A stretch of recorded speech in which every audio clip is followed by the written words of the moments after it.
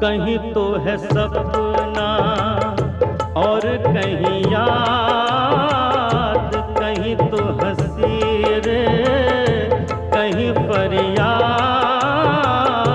पल छिन तेरे मेरे जीवन की यही बुनियाद।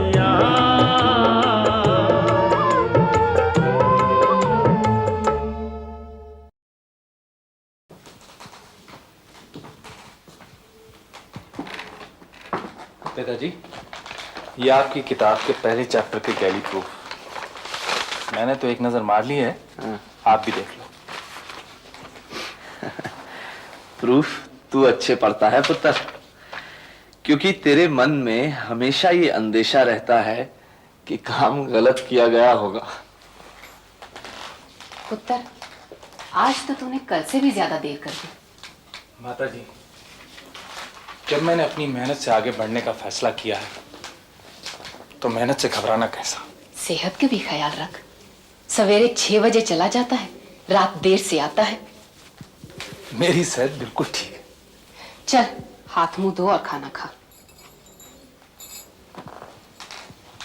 बधाइयां होंगे मास्टर जी, प्रूफ आने लग पड़े आपके किताब की। और क्या होंगे अब, लेखक मास्टर हवेली राम। वाह। छाप तो रहा है सत्यवीर,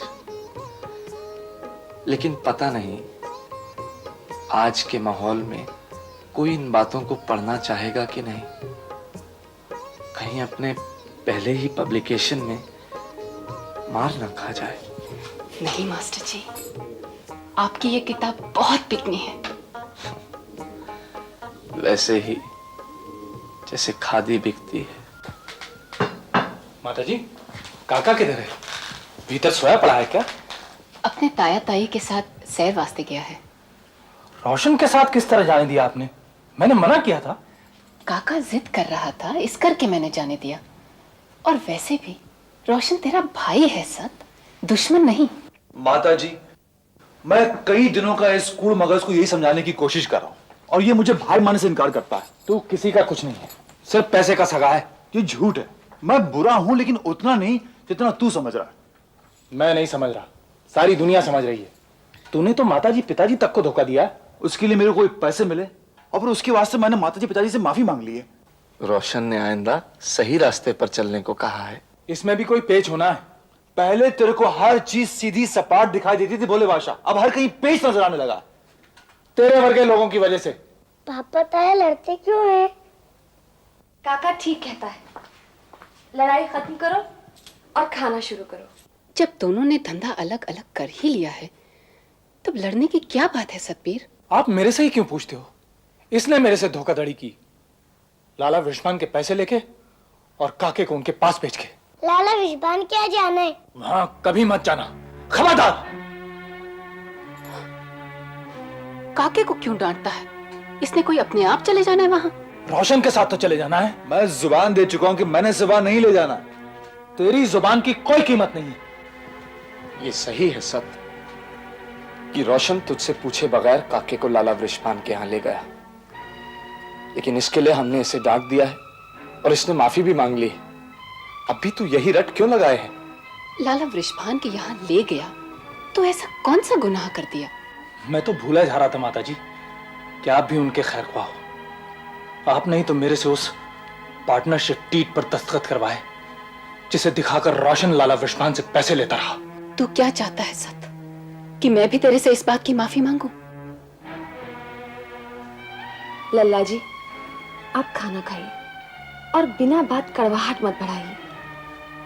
आप बेफिक्र रहिए, हम काके को कभी लाला वृषभान के यहाँ नहीं ले जाएंगे। ले गए तो मुझसे बुरा कोई नहीं होगा। सत्यवीर, समझौते की बोली बोल पुत्र, चुनौती की नहीं।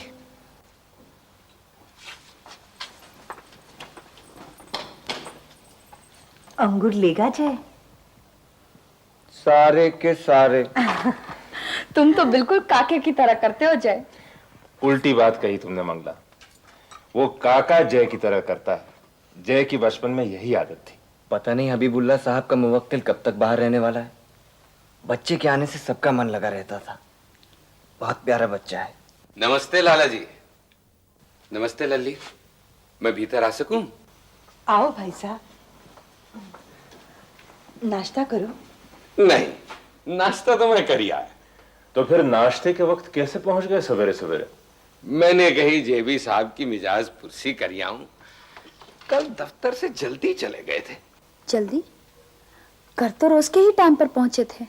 दफ्तर से तो डॉक्टर के गए बतावे। मुझे तो तुमने कुछ नहीं बताया जय। पापा ऐसी कोई खास बात नहीं थी, चेकअप के लिए जाना ही होता है। तो आप सवेरे सवेरे मुझे जबरदस्ती बीमार बनाने आए हैं श्यामलाल जी? जरूर मेरे समझने में कोई गलती हुई। मैंने तो यही सुनी कि दफ्तर में तबीयत खराब हो गई। जय, सच बताओ ना, रात तुम करहा भी बहुत रहे थे और 2 बार उठ के बाथरूम भी गए। मैंने तुम्हें उसी वक्त बता दिया था कि बाहर खाना खाने से बदहजमी हो गई है। रात को बदहजमी हुई, सुबह क्या हुआ जब वॉश बेसिन में खून के छींटे मिले? बताया तो, शेव बनाते हुए कट गया था। कटने से इतना खून निकलता है? मुझे तो बहुत फिक्र हो रही है। मुझे भी। You look very pulled down. I never felt better in my life. मैं आपको हंसता खाता नजर आता हूँ या बीमारों की तरह रोता कर आता? तुम्हारी ये हंसी खुशी दिन ब दिन बढ़ती जाती कमजोरी को ढक नहीं पा रही जय। कल क्या कहा डॉक्टर ने तुम्हें? मुझसे तो वही कहा जो हमेशा कहते हैं कि हालत सुधर रही है। कहते तो मुझसे भी यही है। तो आप अपने को उनसे बड़ा डॉक्टर मानना छोड़ दें पापा। अजी कैसे छोड़ दें? साफ नजर आ रहा है कि कमजोरी बढ़ती जा रही। असर कर रहा है उसका तंतर मंतर। भैया मैंने तो गंडा ला के दिया था, तुमने उठा के फेंक दिया। चलो मैंने एक और उपाय करवाया अभी मंदिर जाकर। लल्ली, इस पुड़िया की भभूत को दूध में मिलाकर पिला दिया करो रोजाना। आप यहाँ नीम हकीमी करने आए हैं श्यामलाल जी? मैंने अर्ज किया ना कि मिजाज पुरसी के वास्ते आया हूं, और सो भी मैं आज दफ्तर में कर लेता। इस समय आने की वजह तो एक और थी। क्या? वो जो काका काका करके है ना बच्चा, अभी कालका मंदिर जाते हुए मुझे रास्ते में दिखाई पड़ा। काका? मगर हबीबुल्ला साहब तो कह रहे थे कि वो शहर से बाहर चला गया है। मैंने भी जेबी साहब और हबीबुल्ला साहब की इस बारे में बातचीत सुनी थी। जेबी साहब बच्चे से मिलने की कह रहे थे। वो मुझे दिखाई दे गया तो मैं... आप उसे लाए? अजी मैं कैसे उठा लाता? मैं तो सिर्फ ये बताने आया हूं कि बच्चा शहर में ही है। वो कालका जी के मंदिर से पहले लाजपत नगर बना है ना, वहीं दिखाई दिया। आप इंक्वायरी करा लो। तो क्या हबीब चाचा झूठ बोल रहे थे? हो सकता है वो लोग शहर में लौट आए हो, या इन्होंने कोई और बच्चा देखा हो।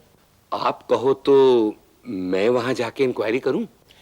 आपको तकलीफ करने की कोई जरूरत नहीं है। आप तो मुझे कुछ ज्यादा ही आराम कराने लगे हो लाला जी। गनी मत समझिए, पूरा ही नहीं करा दिया। यही बुनियाद।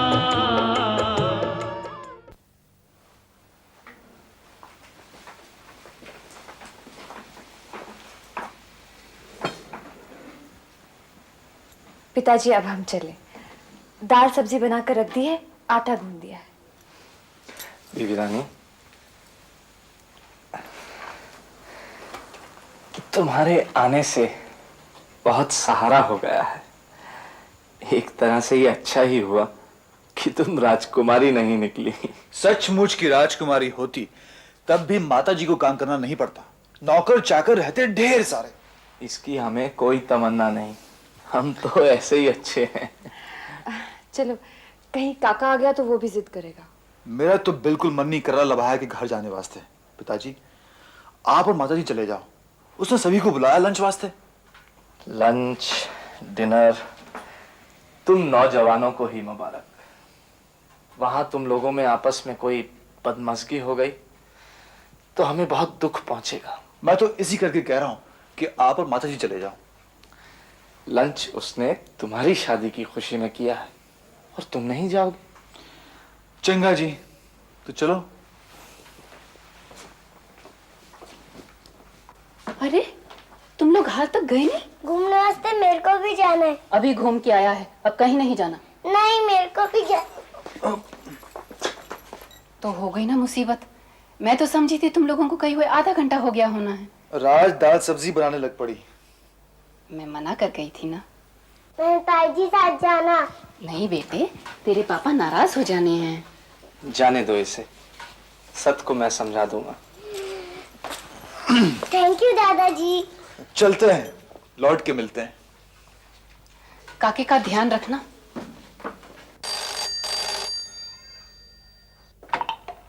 हेलो, हाँ जी, मैं श्यामलाल बोलता हूँ।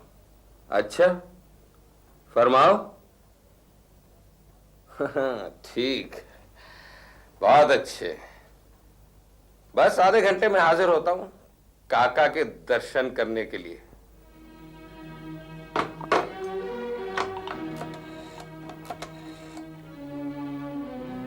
परेशनाथ, मैं श्यामलाल, गाड़ी लेके आ जाओ, उस काम के लिए चल रहा है।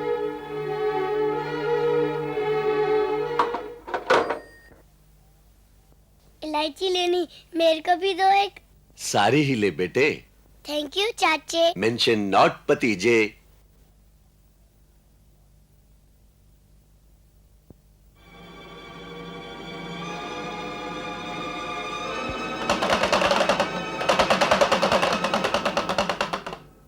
डुगडुगी कौन बजाता है? जो भी बजा रहा है डुगडुगी बजाने दे। बाहर नहीं ना जाना है, अभी ताई जी आ रहे हैं, फिर हमें घर जाना है। नहीं, मेरे को देखना है। जिद मत कर। बच्चे को क्यों डांट रहा है? काके, तू बाहर मत जा, यहीं खिड़की पर बैठ के देख। चल, वो देखो। पता नहीं राज और रानो किधर भटक गए। रानो तो 1 मिनट का कैकरो से ले गई थी। सूट का कपड़ा पसंद करवाने में 1 मिनट से ज्यादा लगता है। सूट का कपड़ा? हाँ, मैंने रानो से कहा कि पहली बार अपने घर आए हैं परजाई जी, कुछ तोहफा तो देना ही होना। ताया जी, पापा सब मिल जाते हैं बेटे, तुझे सब मिल जाते हैं। वो देख, वो मकान है ना, बस उसमें चला जा तू। अरे ये तो मेरे पापा का बड़ा मकान है। अब समझा तू? मैंने तुझे कहा था ना कि मैं तुझे तेरे पापा के पास ले जा रहा हूँ। पापा है यहाँ? हाँ हाँ, तू जाके तो देख, भाग जा।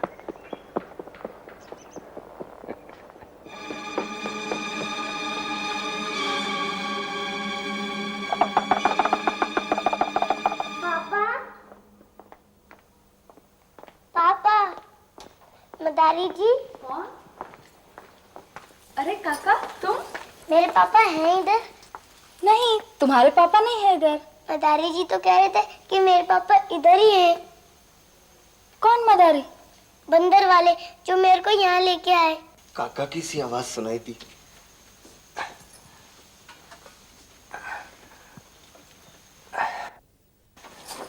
अरे ये तो वही है। कहो जमूरे। तुम बिस्तर से उठ क्यों गए?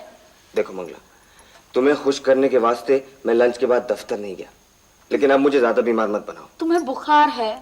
बुखार है? बहुत मामूली सा है जमूरे। तू सुना, कब लौटा दिल्ली? मैं तो यही था। यही था? मंगला, हबीबुल्ला साहब कहाँ है? ये तो अकेला ही आया है। कहता है कि कोई मदारी छोड़ गया उसे। कहीं ये हबीबुल्ला साहब को मदारी तो नहीं कहने लगा? खुद को तो बच्चा जमूरा कहता ही है। हबीबुल्ला साहब इसे यहाँ लाके कैसे छोड़ सकते हैं? वो तो इस समय पटौदी में है। मैंने सवेरे उन्हें फोन किया था तो बता रहे थे कि पटौदी के लिए रवाना हो रहा हूँ। तुमने उन्हें फोन क्यों किया?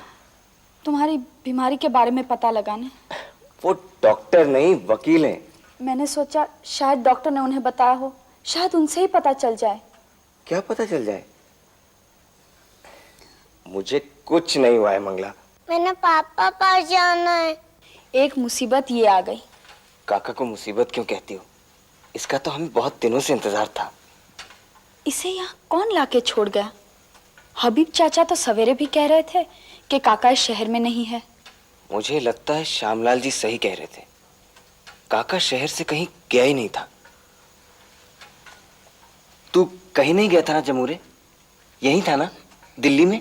हाँ, पापा पास जाना है। हबीब चाचा को झूठ बोलने की क्या जरूरत हो सकती थी? मैं अभी उनके घर फोन करके पूछती हूँ। तेरे पापा का पता कर रहे हैं जमूरे, तब तक तू यहीं रह ठाट से। कुछ खेल कूद, कुछ खा पी। खाएगा खाएगा खाएगा खाने वाला खाएगा। यही बुनियाद।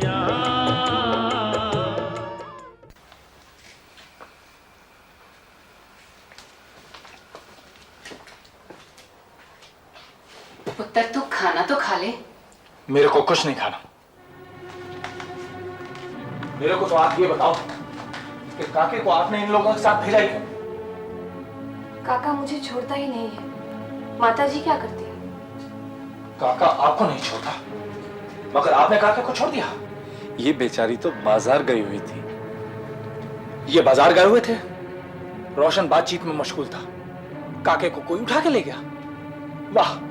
तू अपनी भरजाई जी पर नाराज मत हो पुत्र, कसूर मेरा था, मैंने ही कहा ले जाओ। क्यों कहा पिताजी? रोशन को अच्छी तरह जानते समझते हुए भी क्यों कहा? वो तो पैसे वास्ते कुछ भी कर सकता है। पुत्र, क्या तू समझता है कि रोशन ने किसी से पैसे लेकर काके को गायब कर दिया? हाँ। तुम्हें शर्म नहीं आती अपने भाई पे ऐसा इल्जाम लगाते हुए? ये बेशर्मी मैंने अपने भाई से ही सीखी है। वो बेचारे तब से लभाया राम के साथ काके की खोज में भटक रहे हैं, और ये उन पे इतना गंदा इल्जाम लगा रहे। वो भटकने का नाटक कर रहे हैं और ये रोने का। सत्यवीर, तेरा रोशन को इतना गिरा हुआ समझना तो यही दर्शाता है पुत्र कि तूने गिरों को उठाने की बजाय उनसे भी नीचे गिर जाने का फैसला किया है। आप तो मेरे में ही खोट निकालते हो पिताजी। चंगा जी, गिरों से निपटने वास्ते मैंने और भी ज्यादा गिर जाना है। थाने में रिपोर्ट लिखवा देनी है। किसके खिलाफ? रोशन, लभाया, लाला विश्वान, सबके। मैं कहूँ हूँ थाने जाके क्या होगा? बच्चा खुश है, हम भी खुश हैं। मगर अम्मा, इसके घर वाले तो परेशान हो रहे होंगे। पटौदी भेजा है आदमी हबीब भाई को बुलवाने, वो आके पहुंचा देंगे इसे इसके घर। लेकिन अम्मा, वो इसे पहुंचाएंगे कहाँ? वो तो कहते थे कि काका इस शहर में नहीं है, और काका कहता है मैं कहीं गया नहीं था। ये तो नादान है, इसकी बात का क्या? मगर अम्मा, हबीब चाचा के घर वाले तो नादान ना है। फिर उन्होंने कैसे कह दी कि किसी पंजाबी मुवक्किल का पोता उनसे हिला हुआ ना है? अरे मेरे को पता है, ये उनके मुवक्किल का पोता है, अपने घर ना ले जाया करते होंगे। तो यहीं क्यों लाते होंगे? अम्मा, ये बच्चा किसका है? बताओ ना अम्मा। मेरे को तो वो ही मालूम है जो हबीब भाई ने बताई। जेबी, क्या? जी हाँ, वो बच्चा यहाँ है जिन्हें हमने उसे किडनैप नहीं किया है, वो खुद यहाँ आया है। ठीक है, मैं आता हूँ। क्या हुआ? प्रिंस ने हमारे खिलाफ थाने में रिपोर्ट दर्ज कराई है कि हमने उसका बेटा उड़ा लिया है। प्रिंस का बेटा? समझ में नहीं आता ये तमाशा क्या है। जब बन जाएगा तमाशा तब समझोगे जेबी साहब। भाई साहब, आपने कुछ सुनी इस बारे में? सुनी लल्ली, जब ही आ रहा हूं। इस प्रिंस का एक भाई है रोशन, वो मेरे दफ्तर में पहुंचा और बोला काका को वापस करो। कि जी प्रिंस पुलिस में मामला दे देगा, ये सुनकर मेरा माथा ठनका। मैं फौरन यहां दौड़ा चला। ये बच्चा यहां पहुंचा कैसे? कहता है कोई मदारी से यहाँ छोड़ गए। ये मदारी तो डुगडुगी बजा के नाच नचवा देगा आप लोगों को। ये तो बताओ कि ये बच्चा कौन है और इसका प्रिंस से क्या मतलब है? मतलब होना तो नहीं चाहिए था, मगर आप लोगों की मेहरबानी से हो गया। मैं समझा नहीं। अब आप समझ कर करेंगे भी क्या? आपने ये कैसे मान लिया प्रिंस कि जय इस बच्चे का अपहरण कर सकता है? क्योंकि मैं आप जैसे अमीरों के बारे में कुछ भी मान सकता हूँ। मैं तो ये तक मानने को तैयार हूँ कि इधर अमीरी के पीछे भागने वाले मेरे भाई रोशन ने ये बच्चा आप तक पहुंचाया है। हाँ, उसी ने पहुंचाया, मदारी बनकर, और तुम्हारे कहने पर पहुंचाया ताकि तुम लाला बृषभान के खानदान को कुछ और परेशान कर सको। मैं यहाँ शिकायत दर्ज कराने आया हूँ, बहस करने नहीं। थानेदार साहब, आप एक्शन लो। प्रिंस, अगर आप ये कहते हो कि जय ने इस बच्चे का अपहरण कराया तो उसकी कोई वजह भी आपके दिमाग में होगी, या फिर आपने जय को फिरौती पर जिंदा रहने वाला डाकू समझ रखा है। सफाई जेबी साहब को देनी है, मेरे को नहीं। काका उनके पास ही मिला है। प्रिंस, जय तुम्हारा दोस्त है, बीमार है, इस पर इस तरह का इल्जाम लगाते हुए तुम्हें बुरा नहीं लगता? बच्चे को गायब कराते हुए इन्हें बुरा लगा? थानेदार साहब, हमारे वकील आपसे थोड़ी देर में आके बात करेंगे ही, लेकिन तब तक मैं आपसे एक बात कह सकूं? ये बच्चा उस समय गायब हुआ जब ये प्रिंस के भाई भावज के साथ प्रिंस के ही भाई लभायराम के घर गया हुआ था। सबसे पहले आप लभायराम और रोशन से पूछिए, शिकायत इनके खिलाफ भी दर्ज है। जी, मेरा तो इसमें कोई हाथ नहीं है। आपको जो कुछ कहना हो पुलिस से कहो, और कहती टाइम ये याद रखो कि लाला वृषभान से बैर करके आप इस शहर में व्यापार ना कर सको।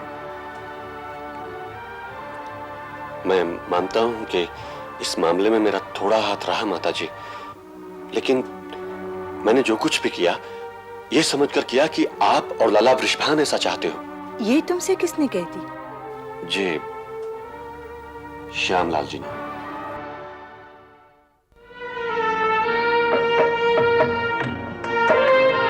इधर तो मैंने सबसे यही सुनी थी कि भाई साहब दफ्तर में अच्छा काम कर रहे हैं।